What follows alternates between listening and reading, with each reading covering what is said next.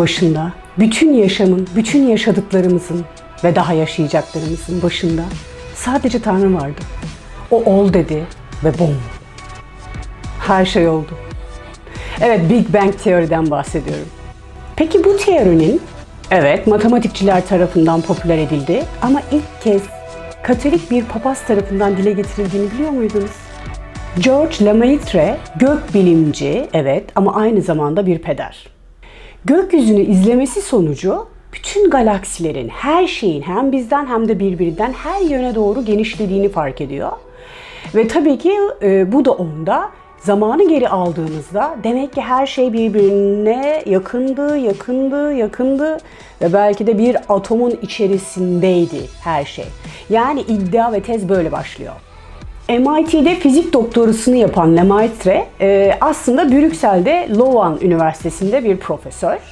Ama tabii ki gökbilimci olduğu için onun bu iddiası ki 1927 yılında ilk defa bu konuyla alakalı, yani Big Bang teoriyle alakalı makalesini yazıyor.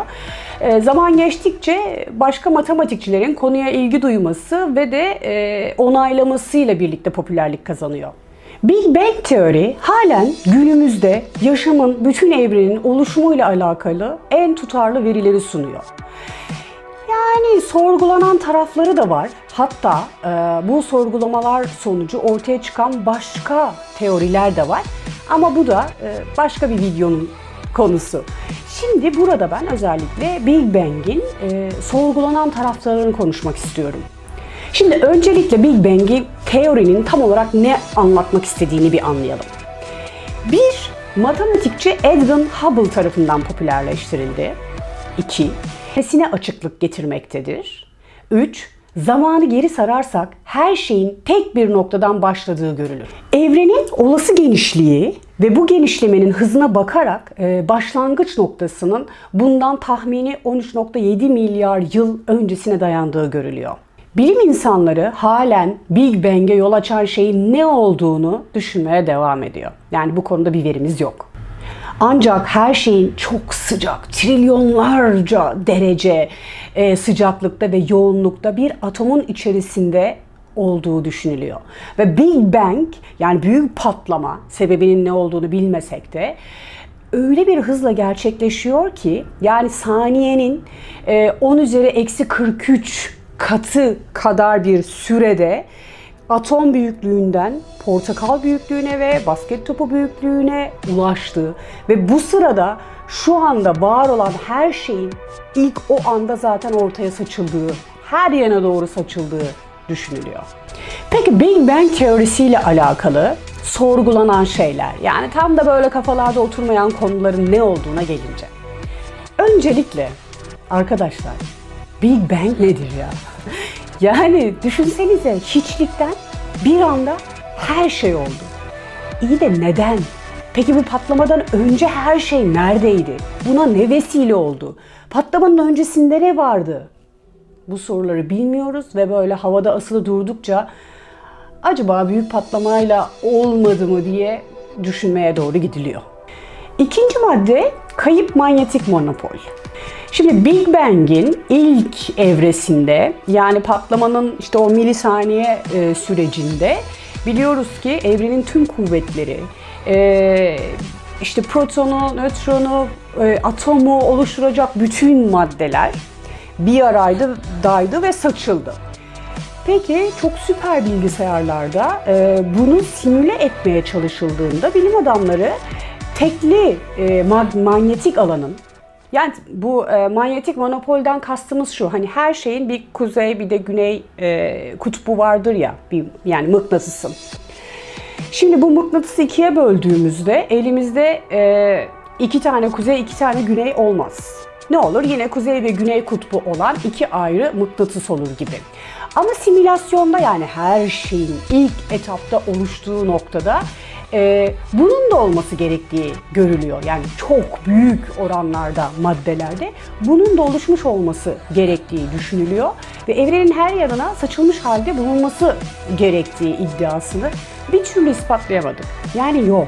Yani ortada bir kayıp manyetik monopol söz konusu. Diğer bir sorun flatness dediğimiz düzlük sorunu. Şimdi evren yani büyük patlamayla oluşan evren her yana doğru saçıldı.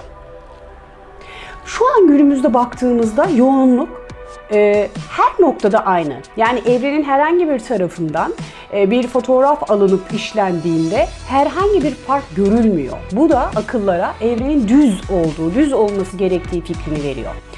Ama öte yandan düşünsenize, sadece 2 tane lazeri yan yana tuttuğumuzu ve ateşlediğimizi düşünelim. Sadece yarım santim bir fark bile, bu kadarcık bir sapma bile, evet 50-100 metrede, belki 2 kilometrede gözle görülür bir fark yaratmaz ama arkadaşlar 13,7 milyar yıl geçti. Yani nasıl olur da her yer aynı olabilir? Yani hiç mi bir sapma yok? Bu flatness problem, yani bu düzlük problemi de enteresan sorular getiriyor evet akıllara. Bir diğer konu karanlık madde. Yine bunu da duymuşsunuzdur. Yine ilk büyük patlama sırasında diğer bütün maddelerle birlikte madde olmayan, yani antimadde, karanlık maddenin de oluştuğu düşünülüyor. Bu da şuradan yola çıkarak düşünülüyor. Şimdi yine evrenin işte herhangi bir yerinde yoğunluk aynı, her yerde büyük galaksiler, yıldızlar havada asılı bir şekilde duruyor biliyorsunuz. Ama bu havada asılı durma şekli çok akla yatkın değil. Yani kütle çekimi eyvallah, ama kütle çekimi bile bütün bu yığınların bir arada durmasına çok da olası sebep yaratmıyor. Bu arada beynin işleyişiyle, yani beyin hücrelerinin yapısıyla evrenin yapısı birbirine çok benziyor. Yani görüntüsel olarak baktığımızda sanki evren çok yüce bir başka varlığın beyni gibi bile düşünülebilir. Şimdi burada bu büyük maddeleri bir arada tutan başka bir maddenin, başka bir şeyin olması gerektiği düşünüyor. Buna da karanlık madde deniliyor. Peki karanlık madde tam olarak ne? Yani bunun olması gerektiğini düşünüyoruz. Ancak bununla alakalı herhangi bir ispatımız yok. Bunu henüz bulamadık. Ve bu da yine bu teoriyle alakalı soru işaretlerinin sürmesine sebep oluyor. Bir diğer konuya gelince, evren biliyorsunuz arkadaşlar, yani aklımızın, hayalimizin alamayacağı bir büyüklükte. Ancak enteresan olan o ki evrenin bir ucuyla diğer bir ucunun sıcaklığı aynı.